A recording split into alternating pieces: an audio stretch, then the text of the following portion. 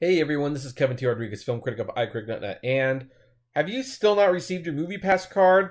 Are you thinking of canceling and just resubscribing when they get the whole card thing figured out? Well, if that's you, you might want to pause for a moment because MoviePass has introduced a few new policies on the card, some of which are strange, one of which makes sense, and then there's one that definitely got a lot of people talking.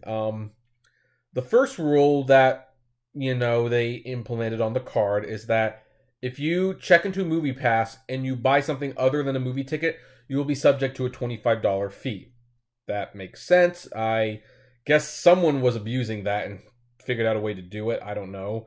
But yeah, you are subject to a $25 fee for misusing the MoviePass card because it can be run as a MasterCard, which is a regular credit card.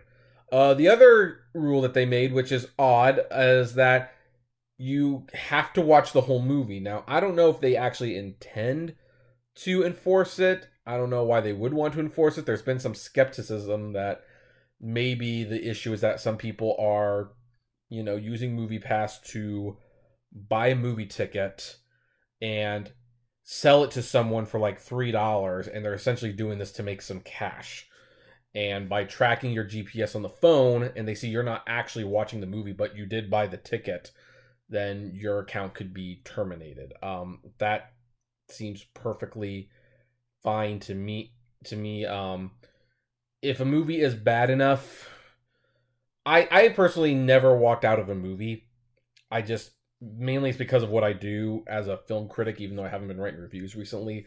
I want to finish the movies, but be cautious. If you dislike a movie, you might not be able to just leave. What you might want to do is you might want to just let the theater manager know that you dislike this movie. Could you just see something else? Just a thought. I don't know how serious they're going to enforce that. I think what's going to happen with that is if like they see you're using the card, but like maybe one or two movies every few months you're walking out of, I don't think they're going to do anything. I think what they're keeping an eye out for is the people who are buying tickets but not staying for almost any of them. That certainly raises a red flag. But the third one, and this is the one where we're going to talk about the most because it's got the most people concerned, is if you cancel your MoviePass card, you cannot resubscribe for another 9 months. Now, people have been asking, why would MoviePass do this? And I think one of the problems is because of the backup with the cards. The backup with the cards happened because they got an unexpected demand of subscriptions, and they had to send a bunch of cards. Some people waited more than a month, got really frustrated, and canceled out of frustration. But then, hey, they saw their friends got the card, and they decided to resubscribe. Well, then multiple cards get sent out, and by doing that, you've actually exacerbated the problem of getting the cards out to people, not helped it. And MoviePass now has more than 600,000 subscribers. They will potentially have 3 million users by next fall. And I guess these shortages can happen at times, and they don't want people to do that. Or what they might also want to do is that, there are some people who will subscribe to these cards, probably use them for a lot during the summer, but then, like, say, September and October comes along, maybe they don't want to see anything. So they cancel the card, they wait for Oscar season to come back around, and then they resubscribe to the card. Well, for those 2 months, MoviePass didn't get any money, and that's when they would have profited because because movie attendance goes down a lot during October, like a lot. So there's like a good chance that maybe 15 to 20% of MoviePass people in October won't be using their MoviePass cards at all, but paying $10. That's millions of dollars. But if they cancel and then they resubscribe, well, then you're out of that money. So that could be another reason MoviePass is putting those restrictions. And I don't think that's actually unreasonable because here's the thing. You might say, oh, well, but I'm not using the service. Why should I pay if I'm not using it? I bet you there's a service you pay $10 a month for that you don't always use, whether it be Google Music, Spotify, Netflix. I bet you there are months you don't use your Netflix account. Or here's a better example, Hulu. There are always a few months a year that I pay for Hulu and I never use it. Why? Because there's no new TV. Now, that's Hulu making a pure profit. Although Hulu would rather me watch their stuff because they have advertisements, and that's why they're profitable, not because of subscriptions, but because of advertisements.